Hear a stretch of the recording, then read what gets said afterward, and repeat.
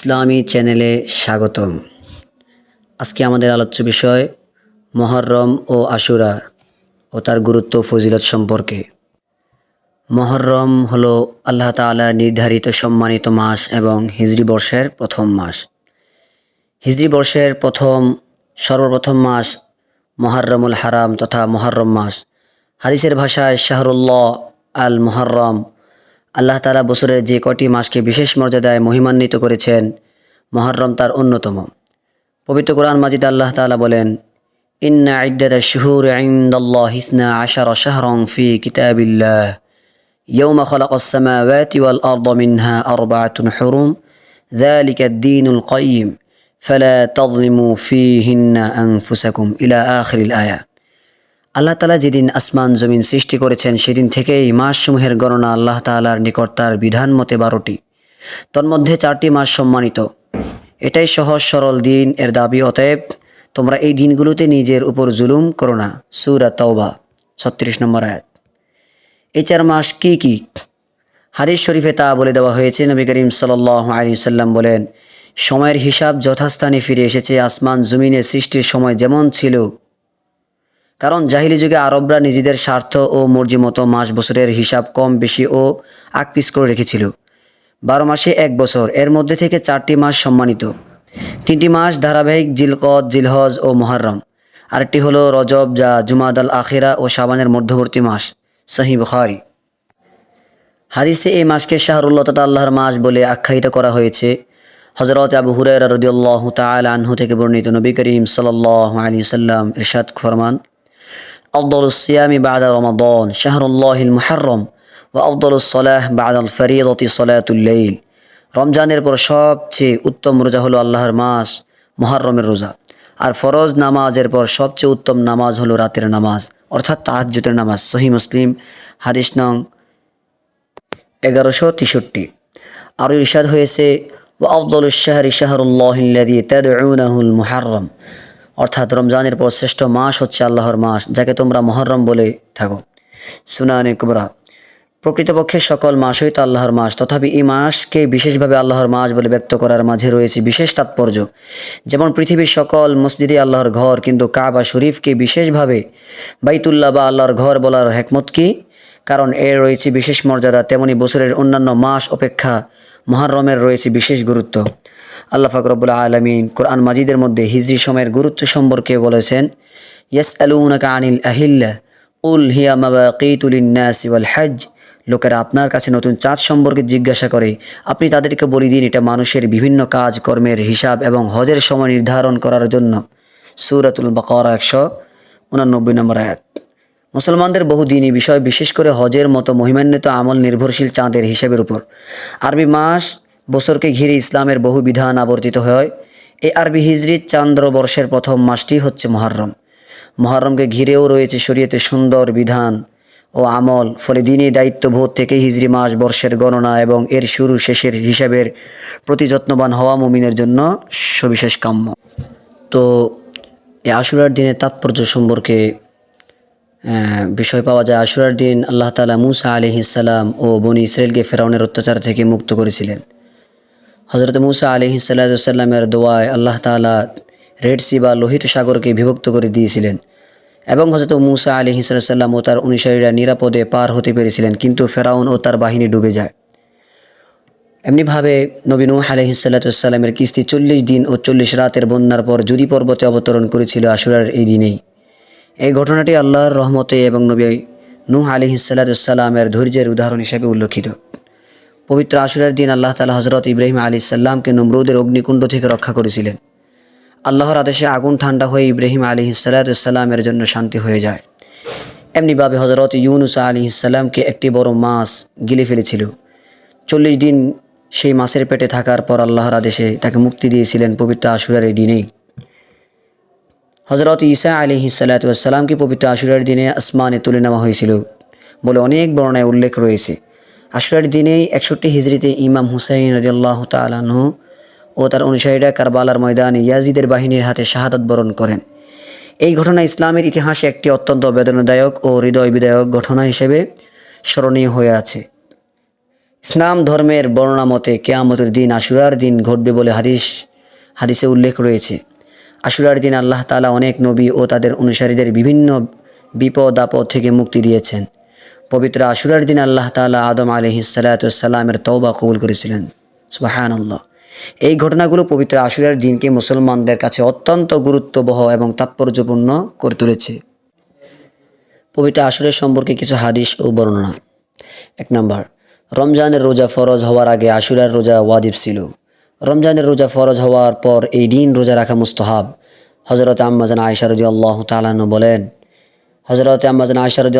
আনহা বলেন, জাহিলি সমাজের লোকেরা রমজানের রোজা ফরজ হওয়ার আগে আশুরার দিন রোজা রাখত। এই দিন কাবার গিলাফ জড়ানো হতো। এরপর যখন রমজানের রোজা ফরজ হলো তখন নবীজি সাল্লাল্লাহু আলাইহি সাল্লাম বলেন, যিনি এই দিন রোজা রাখতে চায় সে রাখুক, যিনি না চায় না রাখুক। বুখারী। 3 নম্বর, তওবা গুরুত্বপূর্ণ আমল। নবীজির এক সাহাবী জিজ্ঞাসা করলেন, হে আল্লাহর রাসূল, রমজানের পর আপনি কোন মাসে রোজা রাখলে বলেন? নবীজি বলেন, তুমি যদি রমজানের পর রোজা রাখতে চাও তাহলে মুহররমের রোজা রাখো, কেননা মুহররম হচ্ছে আল্লাহর মাস। এই মাসে এমন এক দিন আছে যেদিন মহান আল্লাহ তাআলা অতীতে অনেকের তওবা কবুল করেছেন, ভবিষ্যতেও অনেকের তওবা কবুল করবেন। তিরমিজি। রাসূল করিম সাল্লাল্লাহু আলাইহি সাল্লামের পবিত্র আশুরার দিনে আমল ও ইবাদত। রাসূল করিম সাল্লাল্লাহু আলাইহি সাল্লাম পবিত্র আশুরার দিনে বিশেষ কিছু আমল ও ইবাদত করেছেন যা মুসলিম উম্মাহের জন্য অনুসরণীয়। নিচে কিছু উল্লেখযোগ্য কার্যকলাপ তুলে ধরা হলো। রাসূল করিম সাল্লাল্লাহু আলাইহি সাল্লাম মক্কা থেকে মদিনায় হিজরত করার পরে দেখলেন মদিনায় ইহুদিরা আশুরার দিন রোজা রাখছে।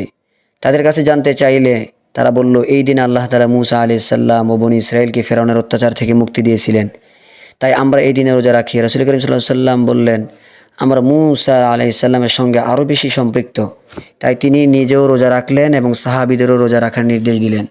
সহিহ বুখারী ও মুসলিম।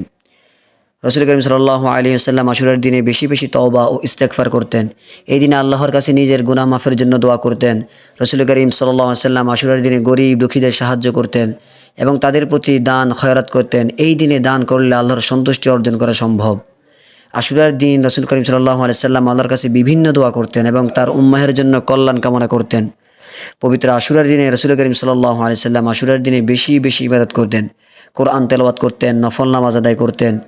পবিত্র আশুরার দিনে মুসলিমদের জন্য বিশেষ কিছু করণীয় রয়েছে। আশুরার দিনে কেবলমাত্র রোজা রাখা নয়, সঙ্গে সঙ্গে নিয়মিত নামাজ আদায় করা, বেশি বেশি তওবা ইস্তেগফার করা এবং সৎ কাজ করার মাধ্যমে আল্লাহর সন্তুষ্টি অর্জন করা উচিত, যা পালন করলে আল্লাহর সন্তুষ্টি অর্জন করা সম্ভব। 1 নম্বর, রোজা রাখা। আশুরার রোজা কবে রাখতে হয় এবং কয়টি রাখতে হয়? বিভিন্ন হাদিসে আশুরার রোজা ফজিলত রয়েছে।